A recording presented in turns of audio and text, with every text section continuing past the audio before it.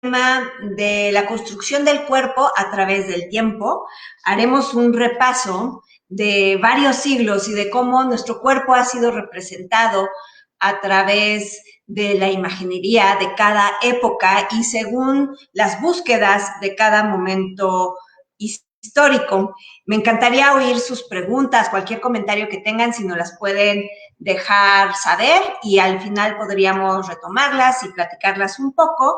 Y también me encantaría saber de ustedes si tienen algún tema en específico que quisiéramos tratar los siguientes lunes que nos encontraremos. También me encantaría preparar las presentaciones en función de sus propios intereses. Así que, bueno, pues a nombre de la Facultad de Medicina y del Palacio de la Escuela de Medicina les doy las gracias por estar escuchándonos y si podemos empezar, por favor, Sam, con la primera diapositiva.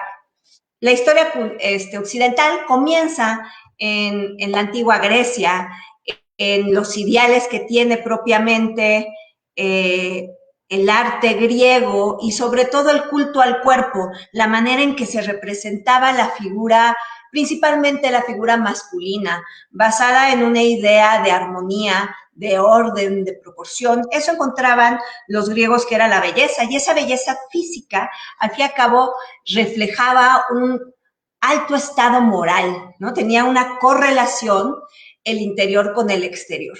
De ahí que hubiera una observación minuciosa de la naturaleza y bajo un esquema basado en un principio matemático generaban estas figuras armoniosas, proporcionadas, con una clara búsqueda, ¿no?, hacia la perfección anatómica y también estos rostros arquetípicos que no obedecen a un personaje en específico, sino a un ideal del ser humano. Y esto se retoma, siguiente, Sam, por favor, se retoma posteriormente hasta el Renacimiento. Pero ¿qué sucede en la Edad Media? Aquí vemos, por un lado, del lado izquierdo, observamos una lámina, una tabla, una representación del medievo, una pintura carolingia, que representa el martirio de San Quirico. Tiene un esquema completamente medieval, hay una renuncia al naturalismo, es una figura plana, sin volumen, completamente esquemática. Inclusive hay un dato interesante, San Quirico era un niño cuando fue martirizado, sin embargo, es mucho más alto que sus verdugos, que lo están serruchando y lo están partiendo a la mitad. Tiene que ver con que el tamaño en este momento está vinculado con la jerarquía del personaje. Sin duda, San Quirico y su entereza son mucho más importantes que aquellos que les someten el martirio. Entonces hay una renuncia a esta dimensión realista del ser humano, a la búsqueda de una perfección anatómica, buscando la perfección espiritual que está alejada de aquella dimensión terrenal. Por eso, el espacio en donde se representa es un no espacio. Hay un no lugar, un tiempo sin manejarlo, aunque está narrando, pues realmente gracias a esta esquematización nosotros podemos ver el espectáculo. De lo contrario nos estremecería la piel, aunque, bueno, con el simple hecho de imaginarnos lo hacemos. Muy al contrario, observamos un martirio igualmente de otro santo, San Sebastián, pero ya en pleno Renacimiento, en la época del 480, lo hace Andrea Mantegna. Andrea Mantegna, que es un pintor de Padua, muy vinculado a la pintura veneciana, pero también a una tradición interesantísima que acontece en la ciudad de Padua. Está la universidad, en donde se llegan los grandes avances, se alcanzan los grandes avances de la anatomía moderna. Será unos años después, en 1543, en donde Andreas Vesalio publique su Manis Corpori Fabrica, que era un anatomista y maestro de la ciudad de Padua. Se conoce que Andrea Mantegna trata de develar la estructura interna del cuerpo para representarla fielmente. ¿Y qué mejor que a través de estas escenas de mártires, ¿no? Es mucho más fácil trabajar con libertad el cuerpo semidesnudo de un mártir, que al fin y al cabo es un mortal, que de aquellas figuras como la de Cristo, que obedecerían mucho más respeto. ¿Podemos cambiar a la siguiente, por favor, Sam? La gran revolución del cuerpo, el gran culto al cuerpo se vive sin duda en Florencia, unos años antes que Andrea Mantegna pintara, representara a su San Sebastián. Aquí tenemos a el David de Donatello y podríamos pensar, se cree que es el primer desnudo después de la Edad Media. Y qué violenta la manera de despojar al cuerpo de la ropa, pensando que Donatello lo sitúa con botas y con sombreros. Y esta posibilidad de que el cuerpo debería estar tapado evidencia todavía más la desnudez de este joven y imberbe David, que sin haber llegado a la edad de madurez, sin haber desarrollado una fortaleza física, es gracias a su astucia, gracias a la inteligencia, que pudo vencer a su gran enemigo, que es Goliat, y que solo queda de él la cabeza que vemos a sus pies, con la que todavía juguetea un poco. Esto tiene que ver con el vínculo que se vive de la calidad del cuerpo vinculada con la presencia divina. Siguiente, Sam, por favor. Tiene que ver con estas nociones del humanismo, de que efectivamente el ser humano está hecho a imagen y semejanza de Dios. El ser humano, voy a especificar, el cuerpo masculino, el hombre está hecho a imagen y semejanza de Dios. En su sustancia está la sustancia divina. De ahí que la representación del cuerpo va a ser el eje. El antropocentrismo renacentista tiene que ver con esta dimensión simbólica del mundo. Y de ahí que todo se adecua a la relación armónica y proporcional que emana el cuerpo masculino. Todo, lo digo todo, como los edificios, las iglesias, dejan de ser estas construcciones descomunales con tendencia vertical, con ganas de alcanzar el cielo, y se convierten en un reflejo armónico de lo que sería el cuerpo masculino y su dimensión geométrica.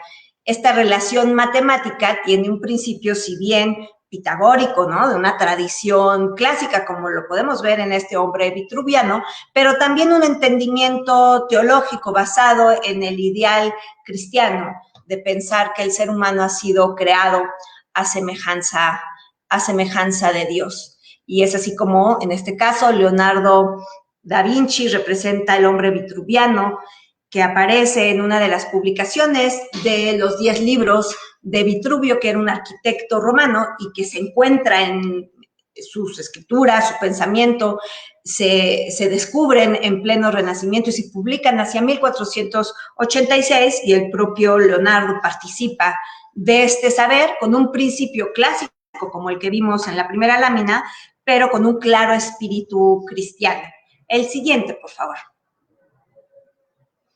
Vamos viendo cómo evoluciona y durante estas diapositivas no había aparecido el cuerpo femenino y que tiene que ver con esta explicación que les di, que era la semejanza con Dios nace del cuerpo masculino. ¿Y cómo es que ha de representar el renacimiento del cuerpo femenino? En el caso de estos temas que impliquen un desnudo, como el nacimiento de Venus, la diosa del amor. Lo diría Cennino Cennini, uno de los grandes tratadistas de la época. Él se dedica específicamente en el rubro para la representación del cuerpo y aclara que el cuerpo femenino carece de proporción alguna. Por lo tanto, no nos ha de preocupar. Y la manera en que se representaba el cuerpo femenino en el Renacimiento era tomando como modelo el cuerpo masculino, que sería en aquel entonces el considerado bello, y simplemente poniéndole, introduciéndole los atributos femeninos. Aquí observen bien la anatomía de esta pues lírica Venus, ¿no?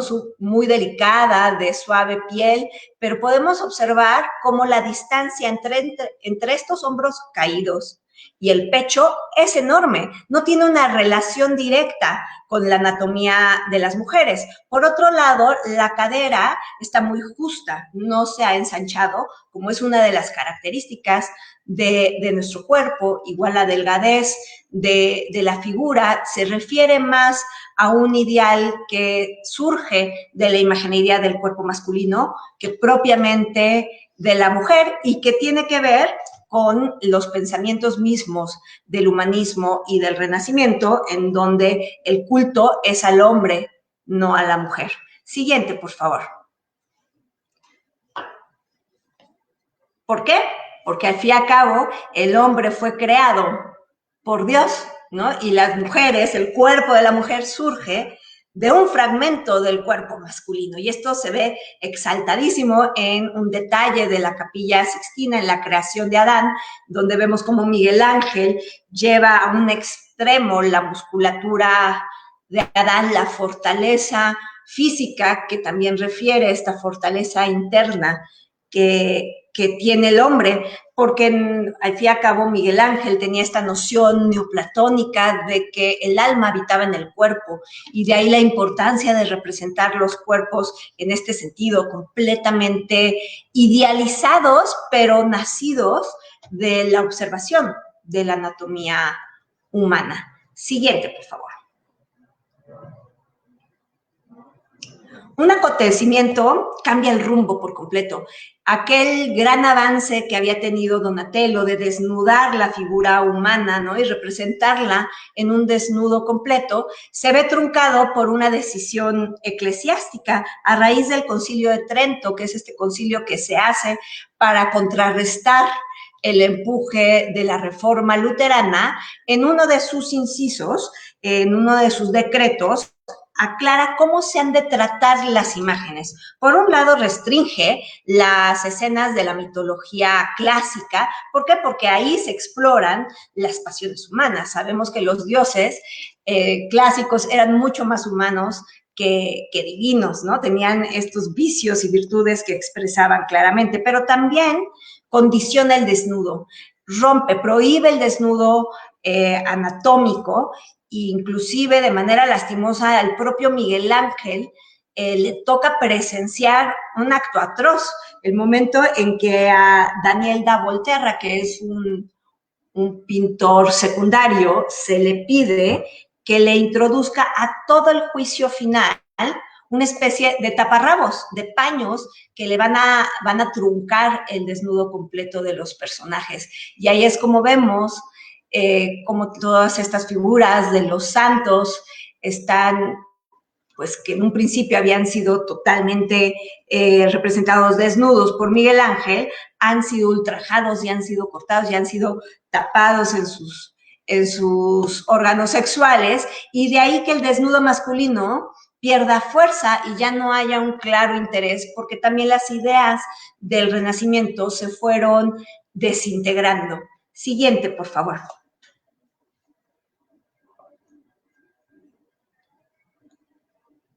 Así que el cuerpo ideal ya no representa una búsqueda clara, ya no es este momento en donde el vínculo del arte y la ciencia se unieron, en donde los artistas como Leonardo da Vinci, como Andrea Mantegna y otros presenciaban y muchas veces hacían disecciones para develar la estructura interna del cuerpo y poderla representar en su forma más idealizada. Aquí, en el barroco, nos presentan la realidad de otros cuerpos también, la aspiración hacia la pluralidad.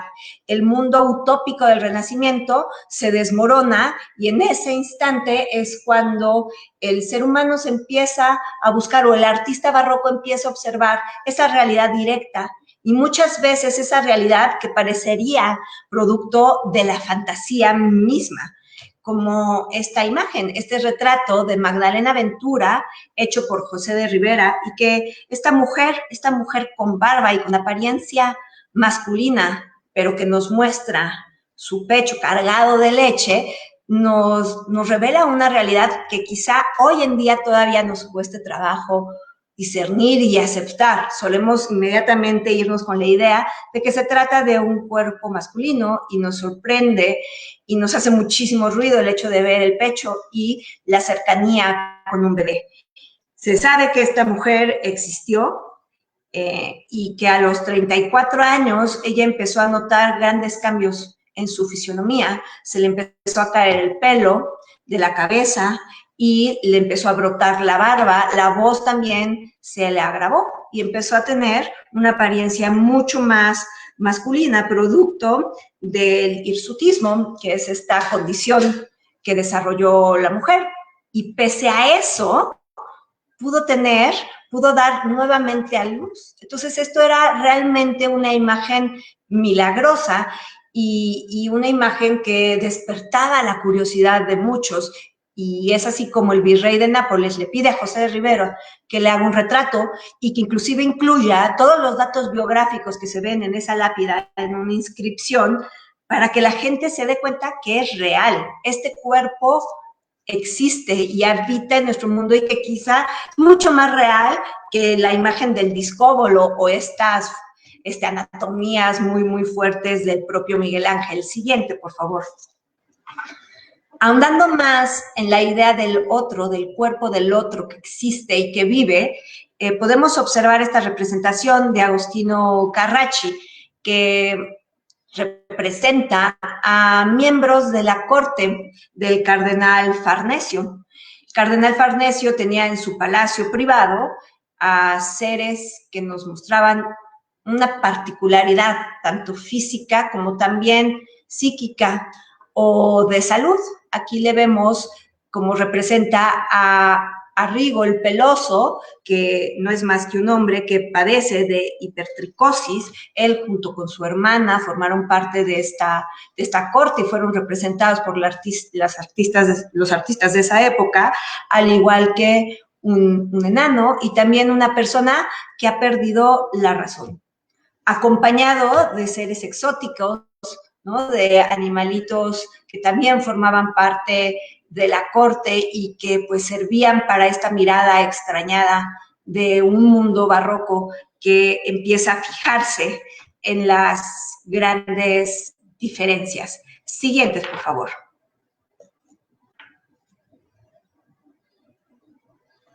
También en el mundo barroco se empieza a explorar más el cuerpo femenino como aquel detonador del deseo de la mirada masculina, que se había pues totalmente eclipsado en la era del Renacimiento porque no era su ideal.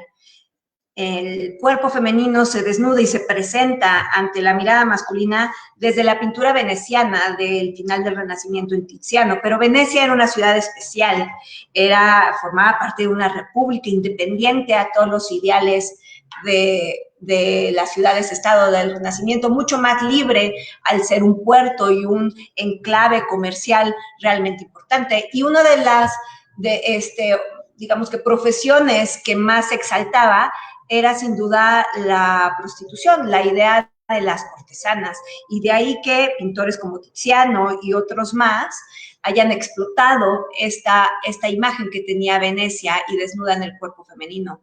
Un poco, unos años después, el propio Rubens, estando en Venecia, se nutre de esta imaginería y igual desnuda el cuerpo femenino, pero bajo estándares propios de su estilo. Por un lado, con un cabello rubio, muy, muy suave y terso, una espalda frondosa. ¿Cómo olvidar? Cuando nosotros decimos Rubens, pensamos en estas mujeres poderosas, de anatomía poderosas. No tienen que ver con una realidad directa de la mujer, sino como un ideal. Sí directa, el cabello rubio, que refiere al lugar de origen de Rubens, este pintor flamenco, pero no se tratan de retratos exactos, sino es un arquetipo de belleza y muchas veces se cree que el propio Rubens tenía como núcleo la escultura clásica. Imagínense una escultura clásica en el núcleo del cuerpo de esta Venus y después la encarnaba, la dotaba de abundancia y de deseo. Y es así como llegaban a esta solución en uno de los desnudos más hermosos con esta espalda pronunciada muy cercana al espectador que invita sin duda al tacto. Siguiente, por favor, Sam. Después vendría la Revolución Francesa y pues muchos dirían pondría orden nuevamente de este mundo muy diverso, volvió a establecer aquello que es masculino y aquello que es femenino y volvió a retomar las ideas del Renacimiento y también pues es justo la época en donde se empiezan a dar las grandes exploraciones y hallazgos arqueológicos de la antigua Grecia y de Roma. y observen bien la musculatura de los personajes del Juramento de los Horacios. Si bien esta obra se hizo unos años antes de la Revolución Francesa, serviría como estandarte y como ideal estético a aquellas personas que están dispuestas a dar su vida por los ideales y que no les importa las consecuencias personales que puedan tener. Esa entereza moral se refleja nuevamente en una anatomía armónica, en una anatomía balanceada, principalmente la de los hombres, mientras que el grupo femenino se deja llevar de manera más fácil por sus emociones. Siguiente, por favor. En estos brincos históricos que estamos haciendo, tenemos esta escena de 1884, en donde nuevamente hace énfasis de la anatomía, en este caso femenina. Sin embargo, está muy lejos de esta visión abundante de los cuerpos de Rubens y observamos una figura femenina lánguida, extremadamente delgada, de apariencia enfermiza, y tiene que ver con los ideales del simbolismo.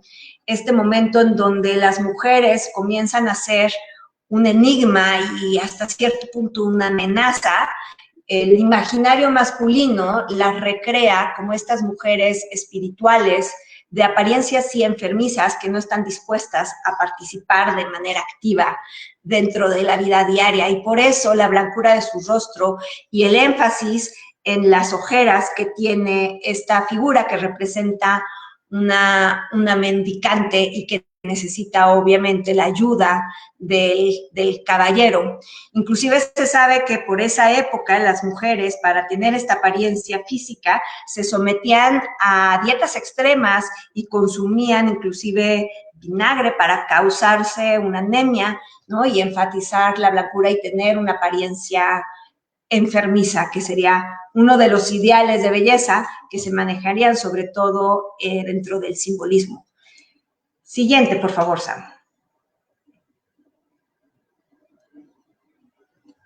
Aquí lo que observamos es la vista hacia lo exótico, este mundo, este panorama que se abre de muy alejado de los ideales de la burguesía. Muchos artistas creen o necesitan buscar la pureza en las civilizaciones, y de ahí que se vayan a estos lugares que ellos encuentran primitivos, intocados, y es como Paul Gauguin decida viajar a las islas de Tahití y, embelesado por estas anatomías femeninas que no necesitan cubrir su cuerpo para andar en el mundo, las representa y las vincula con la imagen de la Virgen, ¿no? Con esta idea de la pureza misma que radica en estos espacios muy alejados de la modernidad, muy alejados de los ideales tecnoeconómicos que se estaban viviendo en aquella época. El principio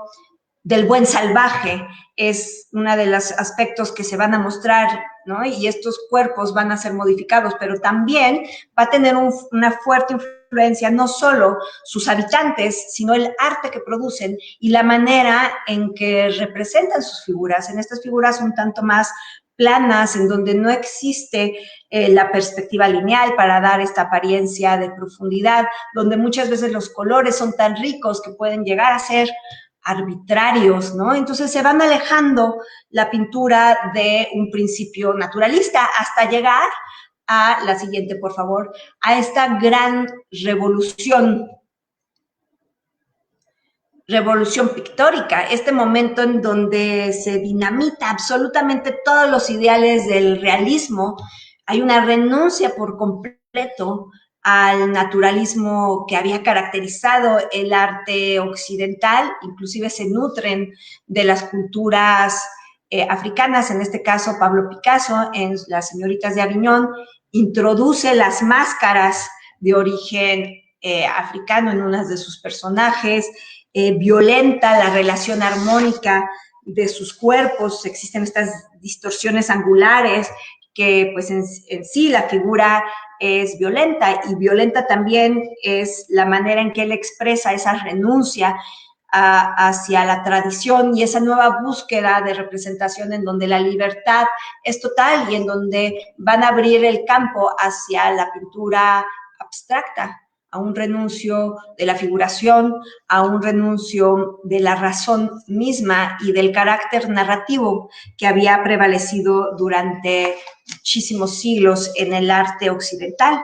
Y es el cuerpo el que lo detona, es estos cuerpos femeninos que estremecen a la mirada del principio del siglo XX y que, pues quizás sin buscarlo, revoluciona radicalmente el arte occidental, ¿no? Y abre la puerta hacia la libertad de expresión, en donde el cuerpo no sea el eje rector del arte.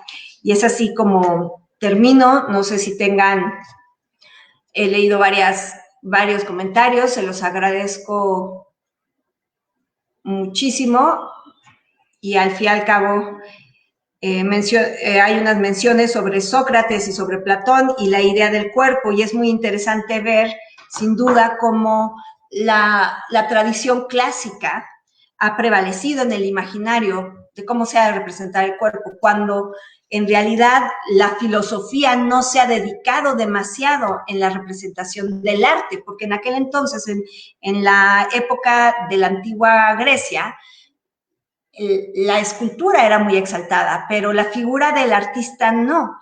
Y gente como Platón, ¿no? Filósofos, pensadores como Platón, como el propio Aristóteles, que son la base fundamental del pensamiento estético, no hablaban propiamente de la producción artística y sin duda tenían esta disociación entre el cuerpo y el alma, pero las ciudades-estado promocionaban un culto al cuerpo porque esta visión armónica reflejaba la entereza moral de los personajes, tanto que dentro de la mitología clásica, si vemos, los grandes malvados son híbridos. Los centauros, los sátiros, son seres menos evolucionados, que tienen grandes vicios y que en su cuerpo reflejan esta correlación, ¿no? En el momento en que rompen con la armonía y son mitad hombres y mitad animales. Bueno, pues les agradezco muchísimo este momento, este espacio que me pueden dar. Bueno, alguien tiene un comentario respecto a la estatua de Venus de Milo. Efectivamente, este ideal del cuerpo femenino, de tomar como modelo el cuerpo masculino, es de tradición clásica. En el cuerpo de la Venus de Milo, una escultura magnífica que ahora carece de extremidades, por lo tanto, bajo una noción clásica, ya no sería una obra total, ya no sería una obra bella, refleja este principio que es como el molde es un cuerpo masculino y simplemente se le introducen elementos femeninos que los vinculan sin duda con la diosa del amor. Dice, ¿qué hay del impresionismo, por ejemplo? También pregunta Ruth. En el caso del impresionismo, lo que van a representar principalmente es el paisaje y también la vida dentro de la sociedad, ¿no? La toma de posiciones de los espacios públicos, la presencia de la moda va a ser muy importante, entonces van a estar bien vestidos, ¿no? Muchas veces se sabe que el propio Monet hubo una época en donde estaban de moda los vestidos con puntitos, con grandes lunares, y aparecen sus personajes a la usanza. Sin embargo, uno de los grandes precursores de la pintura impresionista va a ser Manet, y él hace un cuadro muy controversial que se llama Desayuno sobre la hierba, donde aparece dos dandis tirados, ¿no? En un día de campo con una figura femenina completamente desnuda y que él la sustenta el hecho de que la situara desnuda, por un lado, por romper con la tradición, pero también lo que quería hacer era un contraste cromático. Entonces, el cuerpo femenino desnudo lo va a abordar mucho Degas con esta visión de voyerista, de espiar a las bailarinas, y tiene escenas muy lindas, y el cuerpo femenino también Renoir, pero vistiendo sus mejores galas. Y posteriormente, efectivamente, ya el cuerpo posmoderno, también pregunta Miguel Sánchez Rivera, podríamos hablar de él y también podríamos pensar que en el arte contemporáneo el cuerpo se convierte en el soporte mismo. Muchas veces se utiliza el propio cuerpo para expresarse, como lo haría Yves Klein, como lo hace la artista mexicana Paula Santiago, que trabajaba durante una época con su cabello y con su sangre y bordaba sus cuadros. Entonces la libertad es completa en el momento en que se abren los caminos y se rompe con la tradición. Entonces, ¿cómo se representa el cuerpo en el arte contemporáneo? Pues de muchas maneras, ¿no? Hay muchas veces en su ausencia, como lo haría algunas obras de Ana Mendieta, en donde solo queda una silueta, ese registro donde pasó un cuerpo. La variedad es enorme, entonces podríamos posteriormente dedicar uno de los segmentos al arte contemporáneo y poder ahondar más en estas cuestiones. Hay al mencionar sobre el cuerpo del otro, esto es interesante, estaríamos posicionándonos en un puesto de autoridad y de un punto de comparación ante el exterior. Esto es como un cuestionamiento filosófico. ¿Qué sucede con el espíritu barroco? Esto lo hablo desde una mirada barroca, en donde la utopía idealizada del Renacimiento se desmoronó por cuestiones intrínsecas, ¿no? Por cuestiones en sí mismas, de agotamiento, de que se llegó a esa perfección, y también por una serie de acontecimientos políticos, científicos, culturales. Entonces, la realidad era lo único certero en un mundo ambivalente, y esa certeza también genera grandes dudas y grandes cuestionamientos. Dentro de la imaginería renacentista, difícilmente iba a entrar un cuerpo como el de Magdalena Ventura como un objeto o un sujeto, por así decirlo, hoy contemporáneamente, ¿no? De representación, un tema en sí mismo, pero la mentalidad barroca tiene esa visión y esa búsqueda. Entonces, sí, efectivamente podríamos hablar de un puesto de autoridad. Muchas veces se preguntan que por qué grandes señores tenían dentro de su corte seres humanos con ciertas particularidades físicas, pues que no correspondían aparentemente a la norma, y muchas veces se destaca la idea de que esa particularidad física lo que hacía es que exaltaba la imagen del gran señor, ¿no? Entonces, si quizá el hombre, el gran señor, el cardenal, lo voy a decir sin saberlo,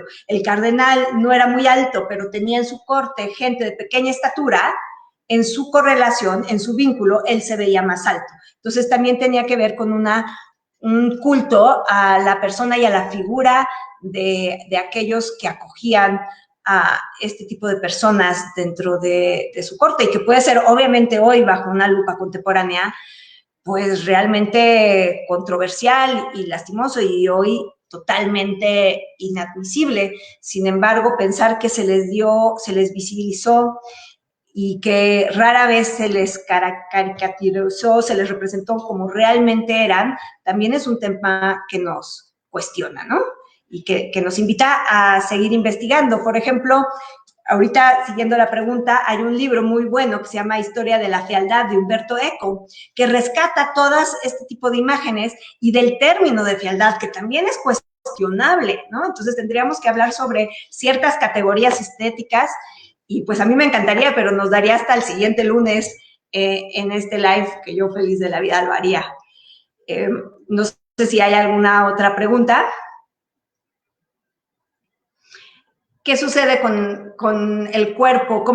Bueno, es muy interesante ver la publicidad y cómo la publicidad está relacionada con los ideales mismos de la sociedad, ¿no? ¿Por qué? Porque al fin y al cabo tiene esta cualidad persuasiva, te tiene que convencer y te tiene que dar una imagen que tú también puedas aspirar, y que ha cambiado radicalmente. Creo que estamos viviendo en un momento en donde se vive la gran diversidad en cuanto a estética, en cuanto a configuración del cuerpo masculino y del cuerpo femenino, inclusive de cómo la construcción del género, ¿no? De cómo nos podemos proyectar y pues creo que es un momento de plena libertad, pero siempre hay que estar como muy alertas de cuál es la construcción que tú decides y que partir siempre de tu identidad, ¿no? No necesariamente de lo que las tendencias te quieran indicar, aunque ahora, hoy en día, la búsqueda es esa, plantear un abanico lo suficientemente amplio para que nosotros y nuestro cuerpo nos identifiquemos en algún lugar, ¿no? Es muy buena pregunta.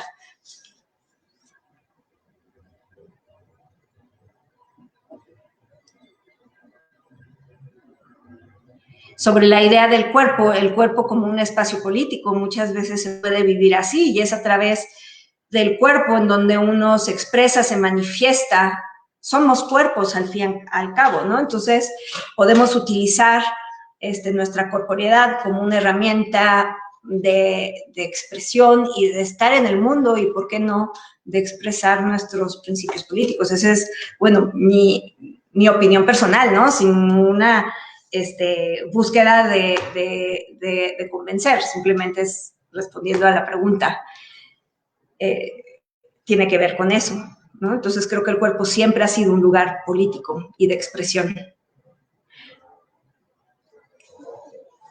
Efectivamente, el cuerpo y los ideales de la danza, ¿no? Es también como es la materia prima con la que los bailarines se expresan, ¿no? Es un principio básico. En las artes plásticas, de alguna manera aparece siempre la danza vinculada a este principio de ejercer el poder que tienes tú a través de tu cuerpo. Están desde la época clásica y posteriormente el Renacimiento, las tres gracias que se encuentran siempre danzando, escenas de kermés, las grandes bacanales en donde la danza y la música está acompañada y la libertad de la expresión a través del cuerpo. En el barroco, posteriormente Luis XIV, con la iniciación del ballet, ¿no? Entonces la mayoría de las figuras aparecen en estos ademanes dancísticos y hoy en día la danza en sí, ¿no? Como es un medio de expresión, pero en este caso estos minutos se los dedicamos especialmente a las artes plásticas y que sin duda se han visto fuertemente influenciados por la danza como medio de expresión y de ejercer la voluntad del cuerpo. Muchas gracias. El cuerpo con discapacidad, habíamos visto, bueno, la idea de discapacidad son cuestionamientos actuales, ¿no? La manera en que se denomina a estos cuerpos que efectivamente tienen una particularidad y que se ejercen desde otro lugar. Pero sí podemos encontrar a estos cuerpos desde algunas escenas de Bruegel del Renacimiento, en donde se valen de muletas. También hay una escena entrañable que se le conoce como el patizambo de José Rivera, es un joven mendicante que tiene una malformación en el pie y que sonríe con una entereza que te contagia de humanidad y es altamente conmovedora. Una vez que se pierde el ideal por completo del hombre universal, del Renacimiento, estos cuerpos aparecen y forman parte de la imaginería pictórica, ¿no? Entonces sí, por supuesto, existen y existen desde muchos lados, ¿no? Desde muy distintas maneras de representar.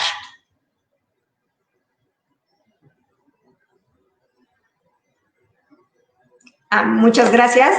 La verdad fue un gusto y me encantó esta sección de preguntas y respuestas. Espero haber sido clara. Obviamente todas mis reflexiones son eso, una reflexión personal, ¿no? Y no obedecen a ninguna norma, es simple una manera de responderles y de regresarles con gran gratitud el tiempo que han dedicado a escuchar esta sesión.